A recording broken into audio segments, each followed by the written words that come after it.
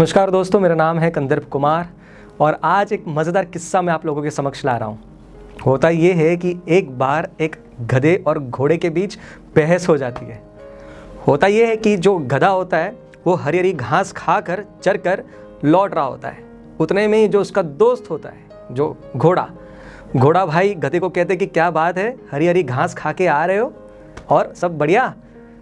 तो जो गधा होता है वो एकदम चिढ़ पड़ता है कि ओए बेवकूफ़, तुझे पता है जो घास होती है वो पीले रंग की होती है। दोनों के बीच बहस ही हो जाती है, कोई भी पीछे हटने को तैयार ही नहीं होता है। इतने में ऊपर पेड़ पे एक बंदर होता है। वो कहता है यार तुम पिछले 2-3 घंटे से ये बहस कर रहे हो, एक काम करो, वो जो हमारे जंगल के जो राजा है शेर सिंह जी, आप जाओ वहाँ पे जाओ, वही तुम्हारा कुछ हल निकाल पाएंगे।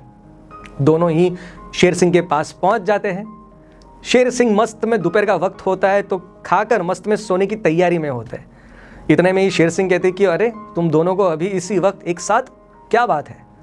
इतने में ही जो गधा होता है वो एकदम ही बोल पड़ता है कि शेर सिंह जी इससे बताइए कि जो घास का जो रंग होता है वो पीला होता है।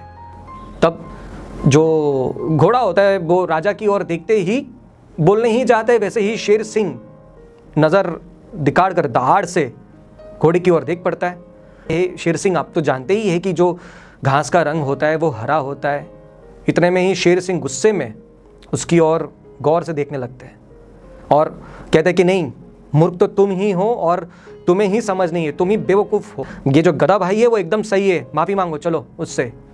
और घोड़े से कहते हैं कि अब मैं तुम्हें 1 साल के लिए मौन होने की सज़ा देता हूँ। इतने में ही जो वहाँ जो गधा होता है वो खुशी से फुदक कर वहाँ से निकल जाता है। दुखी घोड़ा मायूस शेर सिंह को कहता है कि ये किस तरह का न्याय है महाराज। इस तरह का जो घोड़ा होता है वो बहुत ही दुखी और मायूस हो जाता है। अब शेर सिंह कहते हैं कि ये बात मैं भी जानता हूँ और सभी लोग जानते हैं कि घास का जो रंग होता है वो हरा होता है, फिर तुम क्यों उससे बेफालतू में उलझे। अपना वक्त तो बर्बाद किया ही किया, लेकिन अब मेरा भी वक्त बर्बाद कर रहे हो। इसलिए छोटी छोटी बातों को बहस में, उलझन में पढ़ने की ज़रूरत ही नहीं है। तुम भी मस्त में अपने काम में लगे रहो। ईश्वर ने तुम्हें मस्त जो ताकतवर जो एक रफ्तार जो तुम्हें दी है, तुम तो समझदार हो। और आइंदा किसी भी ऐसी छोटी बातों में उलझे मत रहो। वहीं पे उलझो और वहीं पे बहस करो जो तुम्हारे लक्ष्य के लिए फ़ायदेमंद हो। आखिर में बस वही कहूँगा कि वही कीजिए जो आप सच्चे मन से, दिल से करना चाहते हैं। करके देखिए, अनुभव करके देखिए, आप खुद बदल जाएंगे। वीडियो अच्छी लगे तो ज़रूर इसे शेयर कीजिए अपनों के साथ और मेरे चैनल को सब्सक्राइब कीजिए। थैंक यू सो मच इस वीडियो को देखने के लिए।